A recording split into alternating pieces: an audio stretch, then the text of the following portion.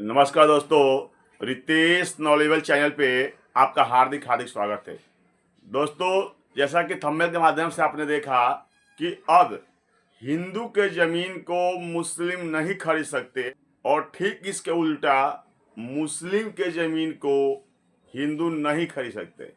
ऐसा आप लोग बहुत से लोगों को कहते हुए सुने होंगे। ये चीज़ हालांकि देखने को भी मिलता है। ऐसा लोग क्यों कहते हैं, ये सब कुछ मैं इस वीडियो में क्लियर करूंगा आपको कि हिंदू के ज़मीन को मुस्लिम क्यों नहीं खरीद सकते और मुस्लिम की ज़मीन को हिंदू क्यों नहीं खरीद सकते। आप लोगों ने समाचार के माध्यम से सुना होगा कि जनवरी 2025 का ये मामला है। जनवरी 2025 में मतलब कि गुजरात में सूरत शहर के सलामतपुरा इलाका में, जो कि एक बहुत ही रिहायशी इलाका है, वहाँ एक हिंदू महिला के द्वारा अपनी प्रॉपर्टी का सौदा एक मुस्लिम महिला से कर दिया गया। दोनों एक दूसरे को बहुत अच्छी तरह से जानती थी। टोकन मनी मिल गया हिंदू महिला को, एडवांस पैसे मिल गए। और जब इस चीज़ का पता उस एरिया में रहने वाले हिंदू लोगों को चला, उन लोगों ने इस सौदे का विरोध किया। उन्होंने कहा कि आप जो है इस प्रॉपर्टी को किसी मुस्लिम से नहीं बेच सकती। आपको अगर बेचना है तो हम हिंदू भाइयों से बेचे।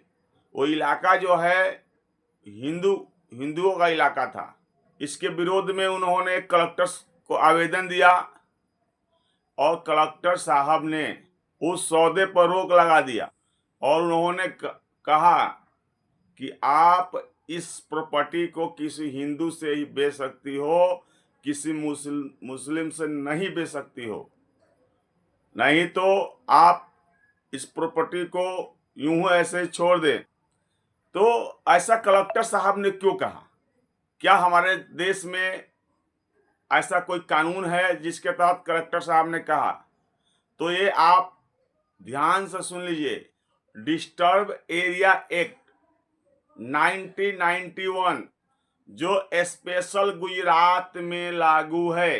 गुजरात में डिस्टर्ब एरिया एक्ट कानून लागू है, जिस कानून के तहत जो हिंदू बाहुल्य इलाका है या जो मुस्लिम बाहुल्य इलाका है, उस इलाके में अगर हिंदू अगर चाहे कि मैं मुस्लिम को प्रॉपर्टी बेच दूं और मुस्लिम अगर चाहे कि मैं हिंदू को प्रॉपर्टी बेच दूं, तो ऐसा नहीं हो सकता।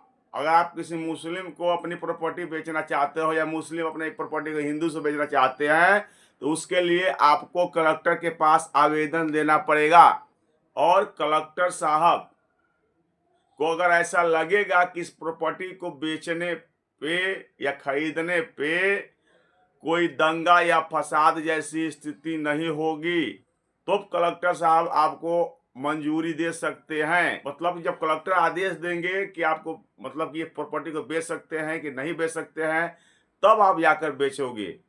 अगर कलेक्टर साहब के फैसले से आप संतुष्ट नहीं हो तो फिर न्यायालय का फैसला सर्वोपरि होगा। पहले हाई कोर्ट में चुनौती दे सकते हैं और हाई कोर्ट के भी फैसले से संतुष्ट नहीं हो तो सुप्रीम कोर्ट आप जा सकते हो।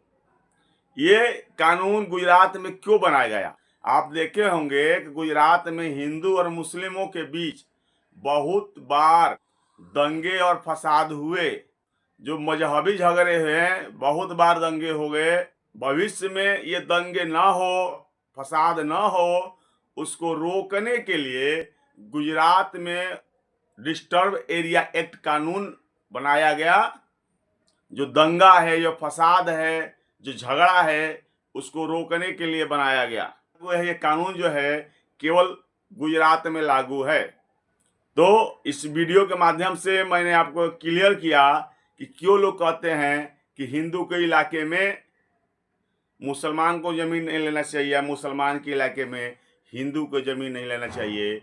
अगर मेरा ये वीडियो आप लोगों को अच्छा लगा हो तो इसको लाइक, सब्सक्राइब और शेयर कीजिएगा। नमस्कार।